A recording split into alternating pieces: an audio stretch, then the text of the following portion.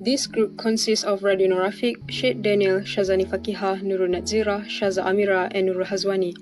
Based on the Budget 2020, we choose two programs, which is Building Digital Infrastructure and Uplifting Public Service, and present briefly the budget content and analyze the advantage and limitation of the budget. The first one is Building Digital Infrastructure. The government will create the necessary infrastructure to construct a digital Malaysia by implementing National Fiberization and Connectivity Plan and FCP. For the next 5 years, government will focus on providing the comprehensive coverage of high-speed and quality digital connectivity nationwide, including the rural area. It will be done by adopting public-private partnership approach, which involve a total investment of 21.6 billion ringgit. The advantage of the program is an FCP will help to improve connectivity in remote areas of Malaysia, especially in Sabah and Sarawak.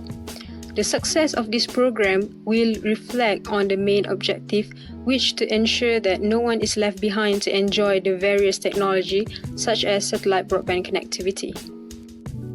The limitation of the program is the government will allocate 210 million ringgit to accelerate the deployment of new digital infrastructure for public buildings, and the top priority will be on schools and high-impact areas like industrial park. Another priority that to be looked on to implement this program will be given to the location that within states that are able to facilitate and expedite the implementation of an FCP. Not everyone will enjoy the benefit of program instantly, especially if their areas are not on the priority list, as they will have to wait for their turn. Next will be the uplifting public service. The civil service is known as the backbone of the government, almost 1.6 million dedicating their career in delivering the best public service that they can offer to the people.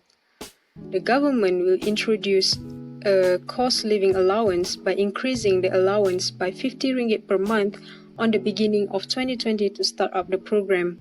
With that being said, it will be amounting to an additional allocation of 350 million ringgit annually to ensure the success of this program. Secondly, civil servant will be allowed early redemption of accumulated leaves. This section will be offered to the public servant up to 75 days as replacement pay for those who have been in service for at least of 15 years. This will give more benefit to the senior employees. Next, the Public Sector Home Financing Board. This one will ensure the public servant will be offered a personal accident insurance in case of anything should happen. The insurance coverage will be amounting up to 100,000 ringgit. This is to be done so that the public servants' welfare will be taken care of. Relieve the burden of dependent of civil servants who have died in service by introducing an ex gratia death benefit up to 150,000 ringgit. It will be supported with the annual salary movement, which brought forward for civil servants who have died in service before the salary movement date. The additional forces such as Volunteer Corps or RELA will enjoy higher allowance of 2 ringgit per hour from the beginning of 1st January 2020. The changes is because of the additional allocation of 26 million ringgit which secured this increment to be enjoyed by these additional forces. All of the Fire and Rescue Department of Malaysia personnel will receive a special allowance of 200 ringgit per month, which will be amounting to 35 million ringgit annually. This will be benefiting to 14,400 personnel of the department, and this is one of the example of the advantage of this program. The sacrifices and heroism of our armed force need to be accounted for, particularly holders of Pingat Jasa Malaysia.